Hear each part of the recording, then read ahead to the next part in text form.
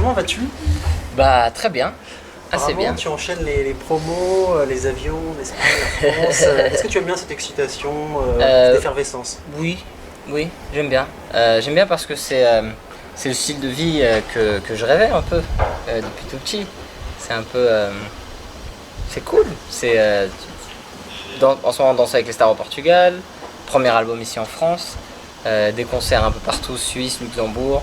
Il y a une semaine on était en Algérie, donc c'est sympa. On peut voyager, on chante, on s'amuse, c'est cool. C'est quoi une journée type en ce moment? Je sais pas, t'es plutôt matinale? En ce moment, je suis matinal. Ouais, Matinal parce que Danse avec les stars, ça m'oblige à être matinal. Donc il y a beaucoup de répétitions. Mais normalement, non, je n'aime pas trop le matin.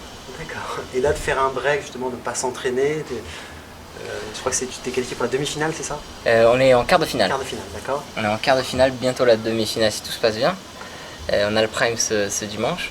Donc là, cette petite pause pour venir ici montrer mon album, c'est bien aussi. C'est bien aussi. Parce que c'est mon petit bébé, c'est vraiment quelque chose qui me représente. Donc c'est sympa, c'est cool. Ta partenaire n'a dit, fais gaffe, pas de bobo, fais pas attention, Fais attention. Non, je travaille en même temps la danse à la maison quand j'ai un peu de temps. Mais c'est sûr que pas trop d'excès, non. Pas de sortie, pas de... Est-ce qu'on Que peut travail. revenir dans ton parcours? T'es né à Dourdan, c'est ça? Ouais, c'est ça. Bon, je m'adresse un peu notamment aux étudiants. C'était quoi les années collège, les années lycée de David Carrera? C'était compliqué. Ouais. Compliqué comment? En fait, j'étais pas un très bon élève quand j'étais ici en France. D'accord. Je suis devenu un bon élève quand j'ai redoublé ma CM2, ce qui est un peu... C'est la honte. Mais bon. Peut-être nécessaire et après ça t'a lancé. Et ça m'a lancé. D'accord. J'ai compris à quel point c'était important les études. Et Euh, tu l'analyses, le déclic? Je l'analyse vraiment. C'est à partir du moment où j'ai redoublé en CM2, déjà au Portugal, parce que je suis parti de France et j'ai fait ma CM2 dans un lycée français au Portugal, à Ah Lisbonne. d'accord, ok. Donc j'ai toujours parlé français, toujours maintenu le français, etc. Et, euh, et je sens vraiment que le fait de redoubler, de refaire une année, m'a vraiment ramené le déclic de non, il faut commencer à travailler à l'école parce que c'est important et aujourd'hui je l'utilise. Et sans forcément tes parents qui t'ont dit, bon là Non, pas vraiment. D'accord. Mes parents, ils ont toujours été assez cool, assez cool mais présents. Et le déclic, je crois que c'est par moi-même. Et aujourd'hui, je l'utilise parce que tout à l'heure, j'avais une interview en anglais. Et le fait d'avoir travaillé à l'école m'a permis de pouvoir réussir à parler anglais et à avoir un dialogue. Et je pense que c'est important, même si tu fais de la musique ou tu fais je sais pas, facteur ou tu fais médecin, là c'est sûr, tu as besoin de quelques études. Mais non, c'est vraiment important, c'est de la culture, donc c'est important. Donc tu fais le lycée français à Lisbonne Ouais. jusqu'au l'équivalent du bac ou Oui, jusqu'à mon bac. c'était un bac Bac économie. d'accord. Donc je me suis bien débrouillé. Ouais, t'es assez fier de toi. Ouais, je suis assez fier de Donc moi. là t'es encore à Lisbonne.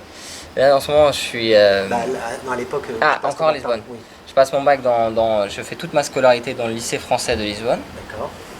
Donc j'ai toujours continué à parler français, histoire en français, maths en français, etc. Et quand je finis ma scolarité, quand j'ai mon bac, je me dis peut-être que je vais à la Sorbonne pour faire économie à la Sorbonne. J'envoie mon CV, mon bac, etc. et mes notes. Et je suis accepté à la Sorbonne. D'accord. C'était quel cursus tu te souviens? C'était économie. Économie. C'est noble. C'était cool. Je me disais pas, moi jamais quand j'étais petit, je pensais que j'allais faire éco à la Sorbonne. J'envoie mon CV, tout se passe bien, etc. Et au moment où je suis accepté et il faut que j'y aille, je reçois une invitation de la part d'une série télé au Portugal, genre Glee, High School Musical, etc. C'est Morango ce qu'on a. c'est ça Morango, je commence au Donc c'est à ce moment-là. C'est à ce moment-là. Donc j'ai fini par ne pas aller à Tu la mets pas un Sorbonne. pied à la Sorbonne. Non. Et il y a un moment d'hésitation. Il y a un moment d'hésitation. Parce que je suis partagé entre le football, Oui, apparemment tu te blesses un peu. voilà, en fin d'année de football, et en fin de bac, je finis mon bac en même temps, partagé entre le foot, les études, ou quelque chose de complètement nouveau, que j'aime beaucoup, j'adore le cinéma, mais c'est pas jamais comme la musique. C'est des choses tellement lointaines que tu te dis pas c'est possible. Ouais. C'est possible que je sois acteur ou c'est possible que pendant toute ma vie je chante et que les gens viennent me voir en concert et que j'ai des albums. C'est quelque chose de lointain, Oui, bien tu sûr. comprends. Et je finis par faire le choix un peu le plus bizarre et j'accepte de rentrer dans cette série. Mais t'avais envoyé une vidéo, quelque chose pour cette série? C'était parce que je crois que tu fais un peu de mannequinat. En fait, j'avais été casté dans la rue. D'accord. C'est une série qui durait depuis 10 ans. Ouais, t'arrives dans la 8e saison, c'est ça? Voilà. Et elle a duré 10 ans cette série et c'était une série de succès au Portugal qui créait un peu la nouvelle génération d'acteurs chaque année. D'accord. Et moi je me suis dit bon, je vais essayer pendant un an, je vais voir, on verra. Peut-être après je retourne à la Sorbonne, je me remets au foot. Au foot après c'est un peu trop tard mais bon. J'ai fait le choix le plus bizarre et c'est ça qui m'a ramené vers la musique. Tu crois que c'est le destin, ça? Ouais. Oui. Parce que moi j'ai toujours voulu, je suis très têtu et j'ai toujours voulu faire différent, ne pas faire la même chose que ma famille. Je voulais pas être dans un créneau artistique. Donc je voulais faire quelque chose de différent. Et le destin a décidé non, tu vas faire la même chose. Et c'est marrant. Quand tu t'étais lancé en disant je vais aller à la Sorbonne, est-ce que tu avais une ambition particulière? Est-ce que, même aujourd'hui, ou un petit peu quelques années avant, il y avait un plan B en disant je vais faire des études et je serai. Le plan B c'était faire des études. D'accord. Mais pas avec un métier en tête. J'aime beaucoup tout ce qui est économie. D'accord. Tout ce qui est gestion. J'avais pas de métier en tête. L'idée c'était pouvoir trouver après, m'orienter vers une entreprise ou pouvoir créer ma propre entreprise, mais ça allait prendre beaucoup de temps. C'était un peu mon plan B. Parce que j'aime bien les études, j'aime pas étudier, mais j'aime bien savoir des choses. Je pense que c'est important de se cultiver, mais la partie études, c'est la plus compliquée. Et c'était mon plan B, et voilà. C'est marrant comment en un an, tout change. On dirait qu'il y a un chemin qui est celui-ci. Pendant 18 ans de ma vie, c'est les études plus le football. Et À un moment donné, il y a une voie parallèle. il y a une voie parallèle qui s'ouvre et tout à coup, il n'y a plus ça. Et aujourd'hui, je ne me vois pas revenir en arrière. Donc c'est pour ça, je dis il faut croire en toi et tout est possible. Justement, je rebondis là-dessus. Quel conseil tu pourrais donner à cette jeunesse française ou portugaise qui, à un moment donné, est tentée par l'artistique parce qu'en plus les programmes télé alimentent beaucoup le rêve et pourraient bifurquer de leurs études à tenter une aventure artistique?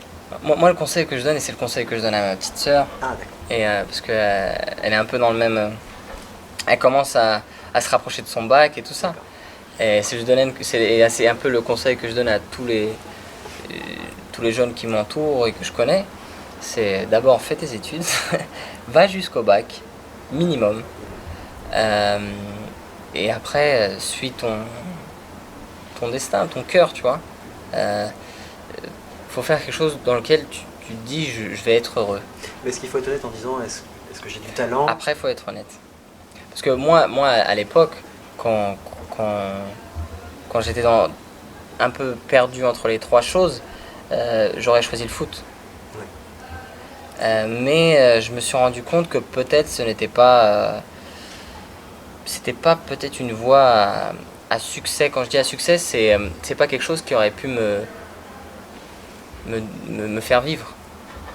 Tu n'aurais pas épanoui pleinement? Non, et ça m'aurait pas fait vivre en termes monétaires, de pouvoir vivre de cette passion. Très actif. Très actif. Ouais. Comment tu gères la fanatitude? Moi je suis très cool. J'aime bien parler normalement avec les gens et il y a déjà certains groupes de fans que je finis par croiser souvent en promo ou en concert ici en France ou au Portugal. Et voilà, on finit par... cool. Des liens, malgré tout. Oui. Donc on finit par discuter sur les nouveaux titres de l'album, etc. Dernière question, qu'est-ce que je peux te souhaiter là pour ces prochains jours, prochaines semaines? On m'enterrine, tu vas gagner Danser avec les stars. Ce serait cool. Ouais. Ce serait cool. Non, En tout cas pour l'album, plein de choses.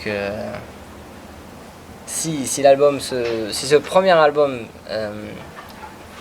marche aussi bien qu'a marché le premier album portugais, je pense que c'est super. Après, c'est une question de temps et pour l'instant, les retours sont les mêmes qu'on avait eu sur l'album portugais. Mais je pense que cet album français va être encore plus bien reçu, j'espère. Bon, bah, c'est tout ce que je te souhaite. Merci beaucoup. Merci bien.